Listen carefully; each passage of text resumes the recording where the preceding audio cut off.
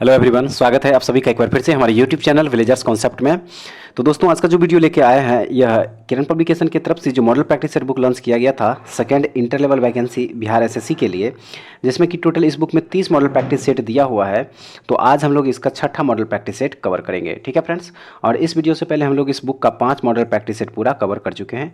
अगर आप लोग ये वीडियो नहीं देखे हैं तो इस वीडियो के डिस्क्रिप्शन में इस 500 वीडियो का लिंक प्रोवाइड करा दिया जाएगा, वहाँ से आप लोग देख लीजिएगा, या फिर हमारी चैनल के प्लेलिस्ट में जाके आप लोग इन वीडियो को देख सकते हैं, ठीक है फ्रेंड्स। और अगर आप लोगों को इसका पीडीएफ चाहिए तो हमारे टेलीग्राम चैनल विलेजर्स कॉन्सेप्ट को ज्वाइन कर लीजिए, वहाँ से इसका पीडीएफ आप लोग फ्री में डाउनलोड करके देख सकते हैं। चैनल पर अगर नए विजिट कर रहे होंगे तो प्लीज़ इस चैनल को एक बार सब्सक्राइब जरूर कर लीजिएगा, और वीडियो अगर अच्छी लगे तो एक लाइक जरूर कर दीजिएगा, और अपने दोस्तों में भी इसको शेयर जरूर कीजिएगा। तो चलिए फ्रेंड्स, फिर शुरू करते हैं आज का सेशन और देखते हैं प्रैक्टिस सेट 6। तो इस क्रम में देखिए जो सबसे पहला क्वेश्चन फ्रेंड्स यहाँ पे दिया हुआ है, क्वेश्चन नंबर 1। देखिए इस क्वेश्चन में यहाँ पे कह रहा है कि निम्नलिखित में से कौन सा गैर न्यायोचित अधिकार नहीं है। तो देखिए इसका जो सही आंसर हो जाएगा वो हो जाएगा ऑप्शन नंबर 2 हो जाएगा यहाँ पे, ठीक है। 1 और 2 दोनों हो जाएगा। एक में है कि काम करने का अधिकार, और 2 में यहाँ पे दिया हुआ है समान कार्य के लिए समान वेतन पुरुष और महिलाओं के लिए। तो ऑप्शन नंबर 2 इस क्वेश्चन का सही आंसर हो जाएगा। उसके बाद चलिए देखते हैं अगला क्वेश्चन यहाँ पे, क्वेश्चन नंबर 2। और देखिए क्वेश्चन नंबर 2 में जो यहाँ पे दिया फ्रेंड्स, कह रहा है इस क्वेश्चन में कि मांग का नियम किस पर आधारित है। मांग का नियम किस पर आधारित है? तो देखिए यह आधारित है उपभोक्ता की प्राथमिकता पर। मांग का नियम किस पर आधारित है? तो यह है उपभोक्ता की प्राथमिकता पर। उसके बाद देखेंगे अगला क्वेश्चन यहाँ पे 3 नंबर, और देखिए इसमें कह रहा है कि निम्नलिखित में से कौन सी जीएनपी की गणना की विधि नहीं है। सही हो जाएगा इसका। देखिए यहाँ पे आय उपागम जो है जीएनपी की गणना की विधि नहीं है। आइए अब देखते हैं अगला क्वेश्चन, क्वेश्चन नंबर 4। और देखिए इसमें कह रहा है कि राष्ट्रीय ऋण का एक भाग जो बाह्य ऋण के रूप में जाना जाता है क्या होता है। तो सही आंसर हो जाएगा इसका। देखिए ऑप्शन नंबर 3 हो जाएगा, सरकार द्वारा विदेशों से उधार ली गई राशि। यही जो है बाह्य ऋण के रूप में जाना जाता है। ऑप्शन नंबर 3 सही हो जाएगा।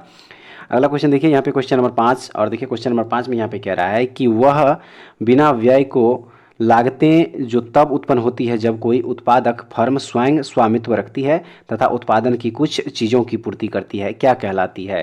तो देखिए इसका जो सही आंसर हो जाएगा क्वेश्चन नंबर यहाँ पे 5 का, इसका जो सही आंसर हो जाएगा फ्रेंड्स क्वेश्चन नंबर 5 का, वो हो जाएगा यहाँ पे ऑप्शन नंबर 3, ठीक है। ऑप्शन नंबर 3 जो है इसका सही आंसर हो जाएगा अंतर्निहित लागतें।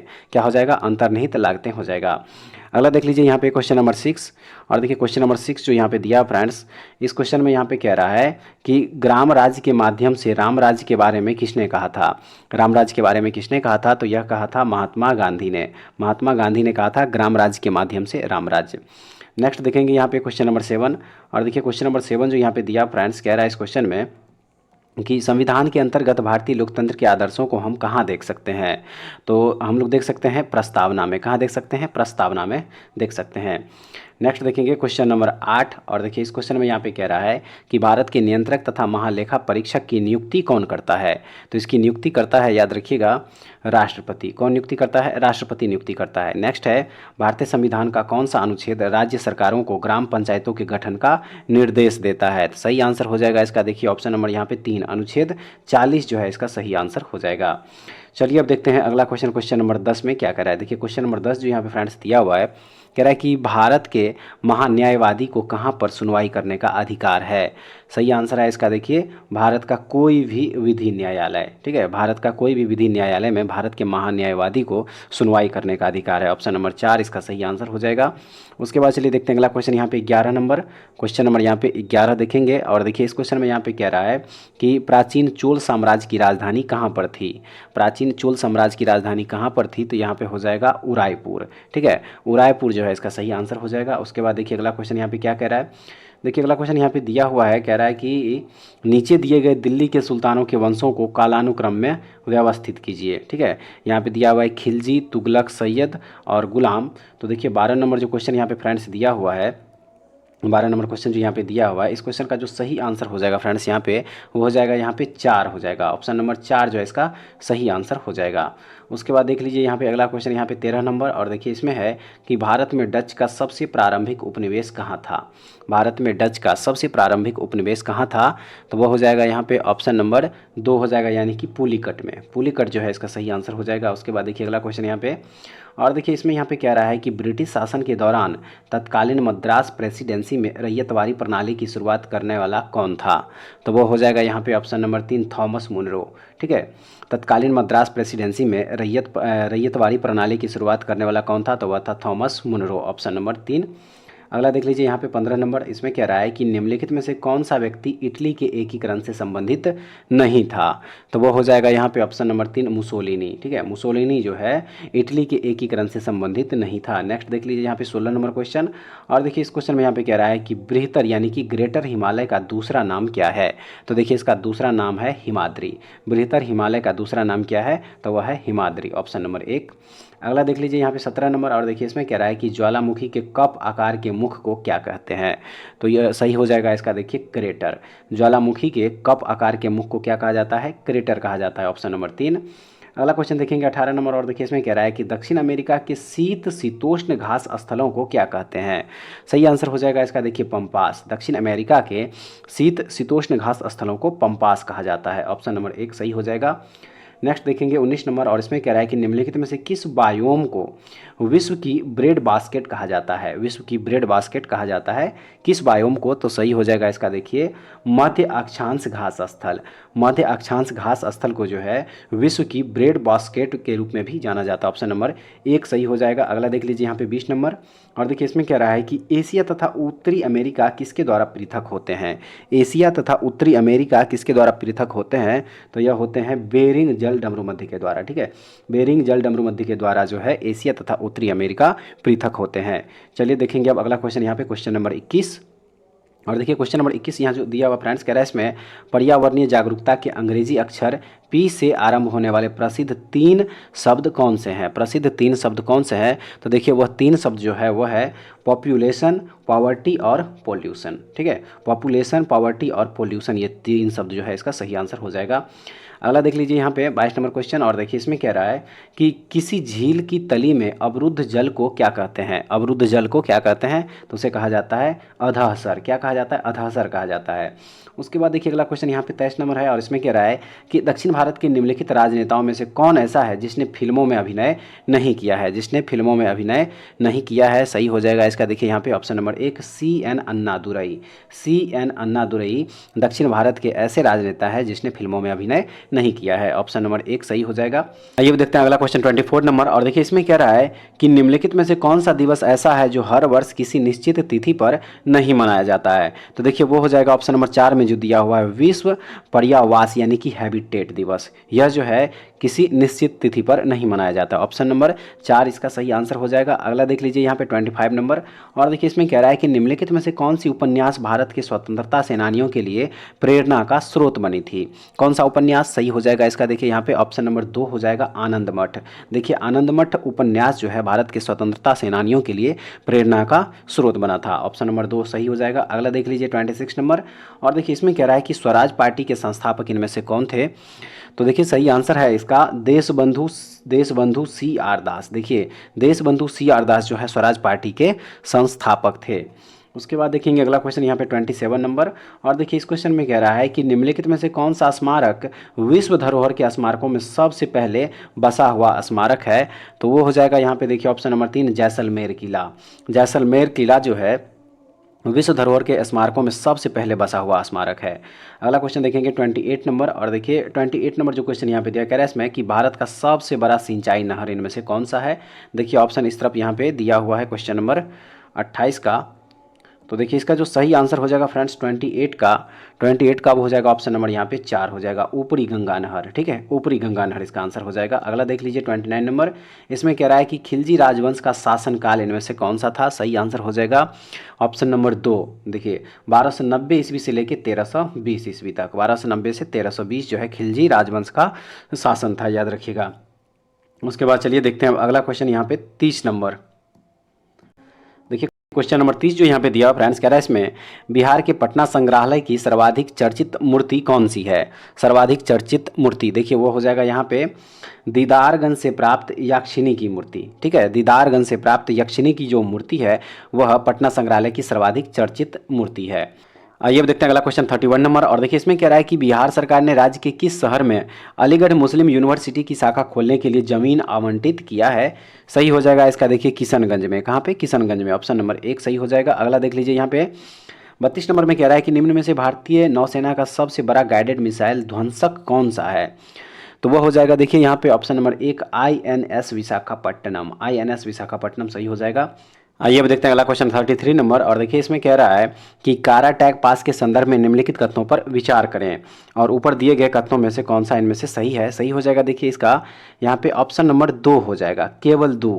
केवल 2 जो यहाँ पे दिया हुआ है देखिए कह रहा है कि यह ग्रेट सिल्क रोड का एक ऑफशूट है और काराकोरम पर्वत में स्थित है। तो ऑप्शन नंबर 2 इस क्वेश्चन का सही आंसर हो जाएगा। उसके बाद चलिए देखते हैं अगला क्वेश्चन यहाँ पे 34 नंबर। और 34 में यहाँ पे कह रहा है कि पंचायत राज प्रणाली के अंतर्गत स्थानीय संस्था का कौन सा कार्य नहीं है। देखिए 2 ऑप्शन इधर दिया हुआ है, स्वास्थ्य, शिक्षा, और 2 ऑप्शन और देख लेते हैं इधर 34 में देखिए यहाँ पे 2 ऑप्शन और दिया हुआ है। एक में 3 नंबर को ऑप्शन दिया हुआ है कानून और व्यवस्था, और 4 में है जन्म मृत्यु पंजीकरण। तो देखिए इसका 34 नंबर का जो आंसर हो जाएगा वो हो जाएगा ऑप्शन नंबर 3 इसका सही आंसर हो जाएगा फ्रेंड्स। ठीक है, कानून और व्यवस्था। चलिए देखते हैं अगला क्वेश्चन यहाँ पे 35 यानी कि 35 नंबर। और देखिए इसमें कह रहा है कि गुरु गोपी कृष्ण निम्न में से किस नृत्य प्रकार के विद्वान थे। सही आंसर हो जाएगा 35 का ऑप्शन नंबर यहाँ पे 4 हो जाएगा, कथक। ठीक है, कथक इसका सही आंसर हो जाएगा। नेक्स्ट देखेंगे यहाँ पे 36 नंबर। और देखिए इसमें कह रहा है कि भारत के प्रथम राष्ट्रपति कौन थे। भारत के प्रथम राष्ट्रपति कौन थे। तो देखिए सही आंसर है इसका option number 1 doctor Rajendra Prasad. Doctor Rajendra Prasad जो भारत के प्रथम राष्ट्रपति थे। अगला देखेंगे यहाँ पे 37 नंबर क्वेश्चन। इसमें कह रहा है कि विश्व का सर्वाधिक लंबा मार्ग सेतु कहाँ स्थित है। विश्व का सर्वाधिक लंबा मार्ग सेतु कहाँ स्थित है। तो यह स्थित है पटना में। कहाँ पे स्थित है? पटना में स्थित है। ठीक है, नेक्स्ट देख लीजिए यहाँ पे 38 नंबर। और इसमें कह रहा है कि द्वितीय विश्व युद्ध का प्रारंभ किस वर्ष में हुआ था। तो यह हुआ था 1939 ईस्वी में। ठीक है, द्वितीय विश्व युद्ध का प्रारंभ किस वर्ष में हुआ था? 1939 ईस्वी में। नेक्स्ट देख लीजिए यहाँ पे 39 नंबर। और इसमें कह रहा है कि नचारी राग का सृजन बिहार में किसने किया था। किसने किया था? तो यह किया था महाकवि विद्यापति ने। किसने किया था? महाकवि विद्यापति ने किया था। नेक्स्ट देखेंगे यहाँ पे 40 नंबर क्वेश्चन। और देखिए इसमें कह रहा है कि भारत की सबसे बड़ी निर्जल गोदी यहाँ स्थित है। निर्जल गोदी कहाँ स्थित है। तो देखिए यह स्थित है मार्मा गोवा में। कहाँ स्थित है? मार्मा गोवा में स्थित है। अगला क्वेश्चन देखेंगे 41 नंबर। इसमें कह रहा है कि राष्ट्रीय कैलेंडर का प्रथम महीना कौन सा है। तो देखिए वह हो जाएगा यहाँ पे चैत्र महीना। ठीक है, ऑप्शन नंबर 3 सही हो जाएगा। आइए अब देखते हैं अगला क्वेश्चन, क्वेश्चन नंबर 42। और देखिए इसमें कह रहा है कि भारतीय राष्ट्रीय कांग्रेस के साथ यहाँ पे नहीं, यहाँ पे प्रथम हो जाएगा फ्रेंड्स। ठीक है, यहाँ पे प्रथम हो जाएगा। भारतीय राष्ट्रीय कांग्रेस के प्रथम अध्यक्ष कौन थे। प्रथम अध्यक्ष कौन थे। तो देखिए इसका सही आंसर हो जाएगा WC बनर्जी। व्योमेश चंद्र बनर्जी जो है भारतीय राष्ट्रीय कांग्रेस के प्रथम अध्यक्ष थे। ऑप्शन नंबर 2 इस क्वेश्चन का सही आंसर हो जाएगा। अगला देख लीजिए यहाँ पे 43 नंबर। और देखिए इसमें कह रहा है कि निम्न में से किस दिन विश्व पृथ्वी दिवस मनाया जाता है। विश्व पृथ्वी दिवस तो यह मनाया जाता है 22 अप्रैल को, याद रखिएगा 22 अप्रैल को विश्व पृथ्वी दिवस मनाया जाता है। अगला क्वेश्चन देखेंगे यहाँ पे 44 नंबर। और देखिए 44 नंबर जो क्वेश्चन यहाँ पे दिया फ्रेंड्स, कह रहा है इस क्वेश्चन में, कह रहा है इसमें कि एक मरुधान में हमेशा होता है क्या। एक मरुधान में हमेशा होता है क्या। तो देखिए वह हो जाएगा यहाँ पे जल। क्या होता है? जल होता है। नेक्स्ट देखेंगे 45 नंबर। और देखिए इसमें कह रहा है कि बिहार के किस नदी बांध के लिए पहली बार श्रमदान का प्रयोग हुआ तथा भारत सेवक समाज का गठन किया गया। तो यह किया गया था, याद रखिएगा, यहाँ पे ऑप्शन नंबर 2 हो जाएगा कोसी बांध के लिए। ठीक है, अगला देख लीजिए यहाँ पे 46 नंबर। और देखिए इसमें कह रहा है कि निम्न में से किस निकाय ने प्रदूषण व्यवस्था और पर्यावरणीय स्वास्थ्य कार्यक्रम की शुरुआत की है। तो देखिए वह हो जाएगा यहाँ पे ऑप्शन नंबर 2 हो जाएगा विश्व बैंक। ठीक है, विश्व बैंक इसका सही आंसर हो जाएगा। 47। और देखिए इसमें कह रहा है कि हर्ष साम्राज्य की राजधानी इनमें से कौन सी। सही आंसर हो जाएगा इसका देखिए option number C, option number 3 Thanesar. ठीक है, आइए अब देखते हैं अगला क्वेश्चन 48 नंबर। और देखिए इसमें कह रहा है कि निम्न में से कौन सा स्टेडियम भारत का पहला सौर ऊर्जा से लैस खेल स्थान है। तो देखिए यह हो जाएगा ऑप्शन नंबर 2 में जो दिया हुआ चिन्ना स्वामी स्टेडियम बेंगलुरु, इसका सही आंसर हो जाएगा। नेक्स्ट देख लीजिए यहाँ पे 49 नंबर। और देखिए इसमें कह रहा है कि बिहार में रेशमी वस्त्रों का उत्पादन मुख्यतः कहाँ होता है। सही आंसर हो जाएगा इसका देखिए ऑप्शन नंबर 3 भागलपुर में। कहाँ होता है? भागलपुर में होता है। उसके बाद देखिए अगला क्वेश्चन यहाँ पे 50 नंबर दिया हुआ है। और इसमें कह रहा है कि बांग्लादेश की संसद को कहते हैं क्या। बांग्लादेश की संसद को क्या कहा जाता है। तो उसे जातीय संसद कहा जाता है। ऑप्शन नंबर 3 इसका सही आंसर है। उसके बाद देख लीजिए यहाँ पे 51 नंबर क्वेश्चन। और देखिए इसमें कह रहा है कि किस दर्पण में प्रतिबिंब आभासी, सीधी तथा बिंदु के साइज की बनती है। किस दर्पण में। सही आंसर हो जाएगा इसका देखिए ऑप्शन नंबर 2 उत्तल दर्पण में। ठीक है, उत्तल दर्पण में जो है इसका सही आंसर हो जाएगा। देते हैं अगला क्वेश्चन, क्वेश्चन नंबर 52। और देखिए इसमें कह रहा है कि गतिशील वायुदूत आवेश पैदा करता है। सही आंसर हो जाएगा इसका देखिए ऑप्शन नंबर 1 चुंबकीय क्षेत्र। ठीक है, चुंबकीय क्षेत्र इसका सही आंसर हो जाएगा। आइए अब देखते हैं अगला क्वेश्चन, और अगला क्वेश्चन हो जाएगा 53 नंबर। देखिए इस क्वेश्चन में यहाँ पे कह रहा है कि सामान्यतः विद्युत बल्ब में भरा जाने वाला गैस कौन सा है। तो देखिए सही आंसर हो जाएगा ऑप्शन नंबर 1 नाइट्रोजन गैस। ठीक है, नाइट्रोजन गैस जो है क्या हो जाएगा, इसका सही आंसर हो जाएगा। सामान्यतः विद्युत बल्ब में भरा जाने वाला जो गैस होता है वो होता है नाइट्रोजन। अगला क्वेश्चन देखेंगे यहाँ पे 54 नंबर। और देखिए इस क्वेश्चन में कह रहा है प्रकाश किरण पुंज जो जो अत्यंत दिशिक हो क्या कहलाती है। तो देखिए यह कहलाती है लेज़र। क्या कहलाती है, लेज़र कहलाती है। अगला देखेंगे 55 नंबर। और इसमें कह रहा है कि रात के समय आवासीय क्षेत्र में शोर का अनुमत स्तर कितना होता है। तो वह हो जाएगा यहाँ पे 45 डेसिबल। ठीक है, कितना हो जाएगा, 45 डेसिबल हो जाएगा। अगला देख लीजिए यहाँ पे 56 नंबर। इसमें कह रहा है कि प्रिज्म से गुजारने पर प्रकाश का कौन सा रंग सबसे अधिक विचलन दर्शाता है। सही आंसर है इसका देखिए ये बैगनी कलर जो होता है इसको जो है प्रिज्म से गुजारने पर सबसे अधिक विचलन दर्शाता है। अगला क्वेश्चन देखेंगे 57 नंबर। और इसमें कह रहा है कि ट्रांसफार्मर के क्रूड के लिए सर्वोत्तम द्रव इनमें से कौन सा है। तो वह हो जाएगा देखिए यहाँ पे नर्म लोहा। क्या हो जाएगा, नर्म लोहा हो जाएगा। अगला देखिए यहाँ पे 58 नंबर। और इसमें कह रहा है कि आंखों की रेटिना कार्य करती है। सही आंसर है इसका ऑप्शन नंबर 3 कैमरे में फिल्म की तरह काम करती है। नेक्स्ट है 59 नंबर। और इसमें कह रहा है कि निम्नलिखित में से किस पद्धति से ऑक्सीजन नहीं तैयार की जाती है। तो वह पद्धति है मैंगनीज डाइऑक्साइड का वियोजन। ऑप्शन नंबर 4 हो जाएगा। अगला देखिए यहाँ पे क्वेश्चन नंबर हो जाएगा 60। और देखिए इस क्वेश्चन नंबर 60 में यहाँ पे कह रहा है फ्रेंड्स कि निम्नलिखित में से कौन सा मानव नेत्र में पुतली के आकार को नियंत्रित करता है। तो वह नियंत्रित करता है परितारिका। ठीक है, परितारिका जो है यह नियंत्रित करता है। नेक्स्ट देख लीजिए यहाँ पे 61 नंबर। और इसमें कह रहा है कि एक अवतल दर्पण में यदि बिंब को वक्रता केंद्र पर रखते हैं तो बनने वाली प्रतिबिंब कैसी होगी। दो ऑप्शन है, एक आभासी सीधा।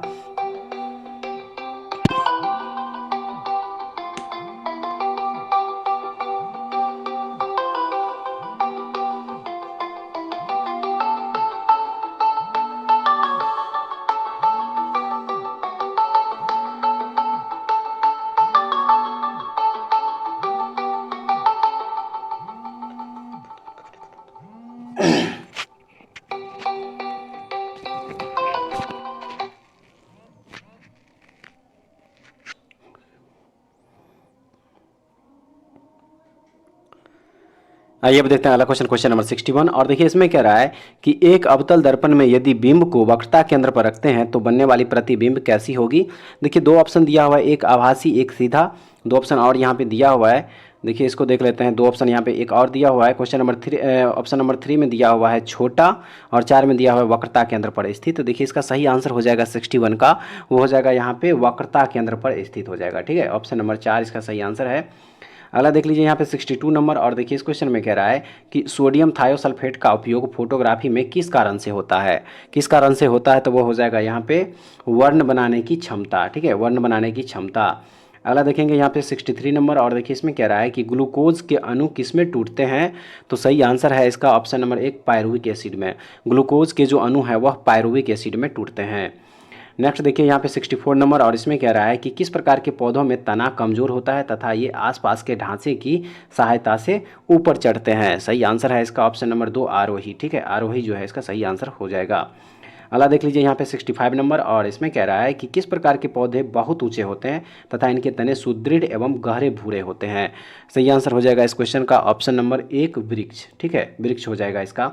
अगला देख लीजिए 66 नंबर। और इसमें कह रहा है कि निम्नलिखित में से किसे एक गतिशील सजीव इकाई कहा जा सकता है।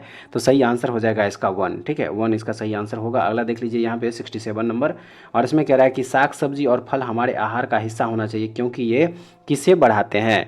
तो यह बढ़ाते हैं क्रमाकुंचन। किसे बढ़ाते हैं, क्रमाकुंचन बढ़ाते हैं। नेक्स्ट देखेंगे 68 नंबर। और देखिए इसमें कह रहा है कि दूध में कौन सा प्रोटीन शर्करा युग्म होता